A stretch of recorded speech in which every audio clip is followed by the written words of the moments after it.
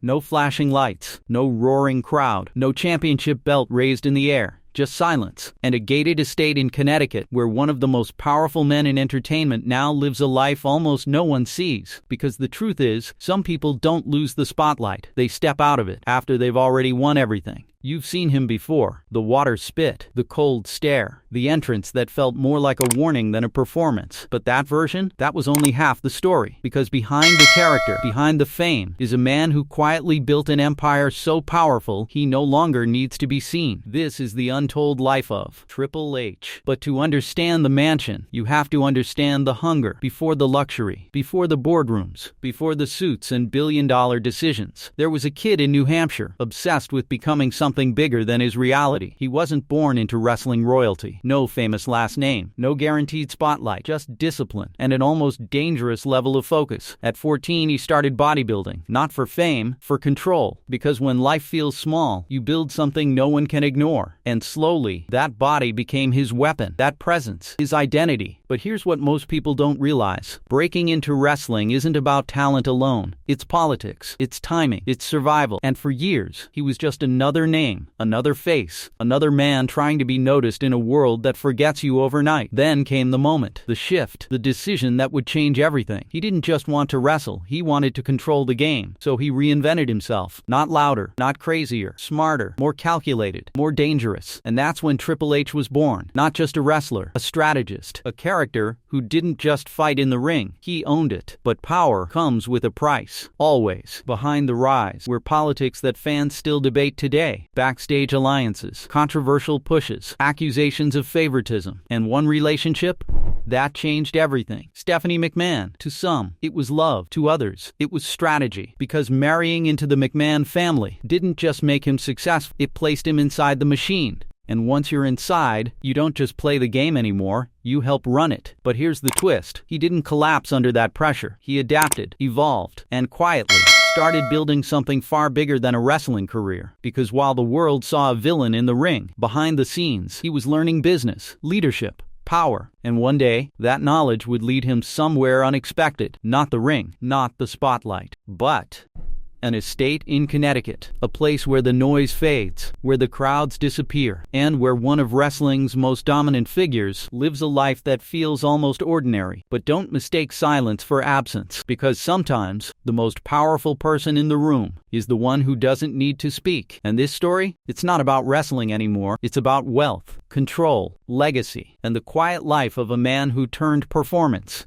into permanent power. No paparazzi outside the gate, no screaming fans, no flashing cameras chasing every move, just stillness, the kind of stillness that only exists when you've already proven everything. Somewhere in Connecticut, far from the chaos of arenas and sold-out shows, sits a home that doesn't need to impress anyone, because it already knows who owns it. This is where Triple H lives now, not as a wrestler, not as a character, but as something far more powerful, an executive, a decision maker, a man who shapes the future of an entire industry quietly. And his home? It reflects that transformation perfectly. Not overly flashy, not aggressively luxurious, but calculated, intentional, private. This isn't a mansion built to show off, it's built to disappear from the world. Wide open land, security that doesn't need to be visible, spaces designed for silence, not spectacle. Because when your life has been loud for decades, you start craving something else. Control, peace, distance. And that's exactly what this estate offers. Inside, you won't find chaos, you'll find order, clean architecture, warm lighting, rooms that feel lived in, not staged. A family home, because beyond the boardrooms and billion-dollar decisions, there's another side of his life most people never see. A husband, to Stephanie McMahon, a father, raising daughters far away from the noise that built his name. And maybe that's the most surprising part. For a man who built his identity on dominance, his real life is built on protection. Protection from fame, from pressure, from becoming the thing he once was. Because he understands something most celebrities learn too late. The spotlight gives you everything, and takes just as much in return. So he stepped back, not away from power, but away from visibility. And while fans still remember the entrances, the rivalries, the titles, They don't see what he's become behind the scenes. A man who now sits at the top of the table, not as a performer, but as someone who decides who performs. That shift? It's bigger than any championship. Because in wrestling, winning is temporary, but control, that lasts. And inside that Connecticut estate, decisions are made that ripple across millions of viewers worldwide. Storylines, superstars, careers, all shaped quietly by someone who once stood in the ring himself. But here's where it gets even deeper. His lifestyle isn't loud, because it doesn't need validation. No constant social media flexing, no desperate need to prove wealth, just presence, confidence, stability. And when wealth becomes that quiet, it stops being about money and starts becoming about freedom. Freedom to choose when to be seen, freedom to choose when to speak, freedom to live without performing.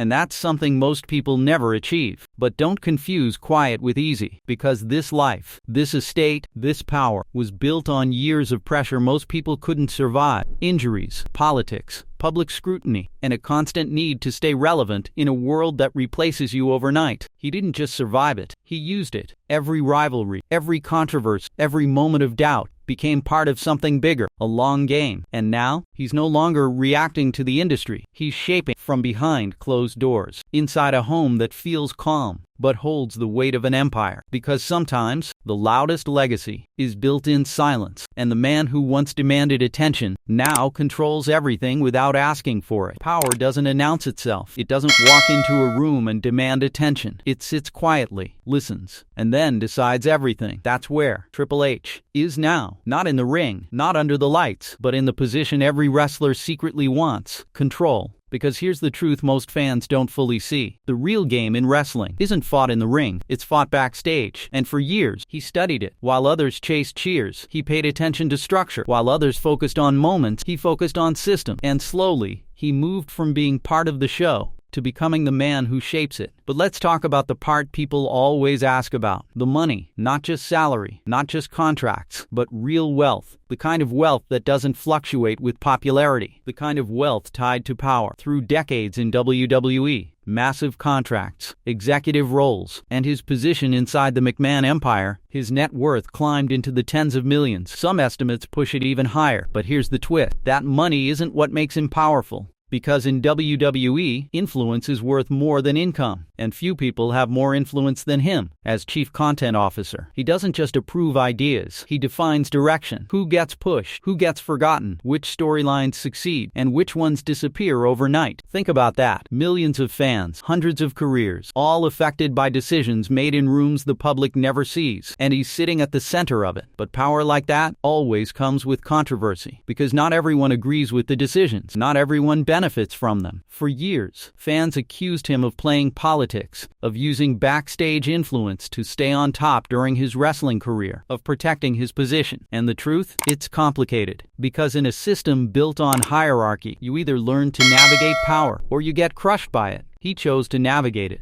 And whether people loved it or hated it, it worked. But the real turning point came when he started building something of his own.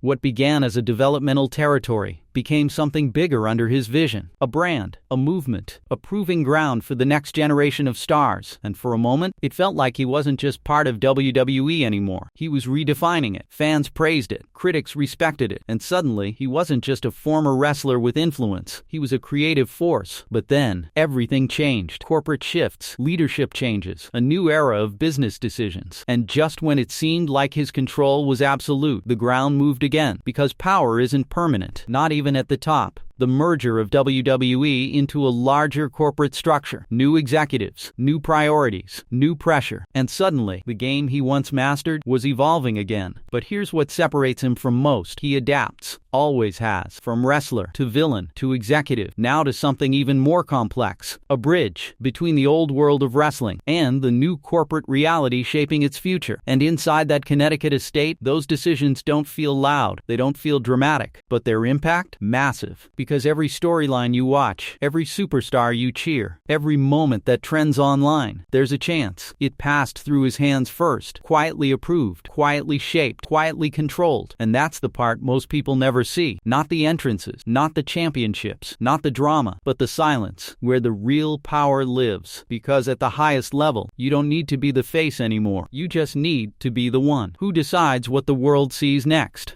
And yet, inside it, sits a man who once commanded millions with a single entrance. Now, he commands something else: direction, vision, legacy, because the loudest version of his life is over, and what remains is something far more powerful. A man who proved you don't have to stay in the spotlight to control it. And maybe that's the real story of Triple H. Not the championships, not the rival, not even the fame, but the evolution from a hungry kid to a global superstar, to a quiet force behind one of the biggest entertainment empires in the world. And in the end, that Connecticut estate isn't just a home, it's a symbol of everything he built, everything he survived, and everything he still controls without needing to be seen.